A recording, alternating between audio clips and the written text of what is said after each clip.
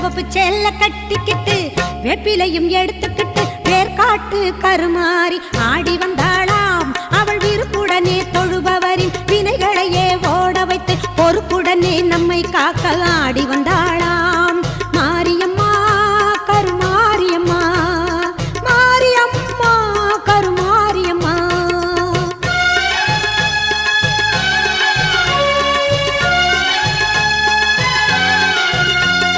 சிறப்புடனே பவனி வந்து சிந்தையிலே கூடி புகுந்து, சிறப்புடனே பவனி வந்து சிந்தையிலே கூடி புகுந்து கருணை உள்ளம் கொண்டு நம்மை காக்க வந்தாளாம்.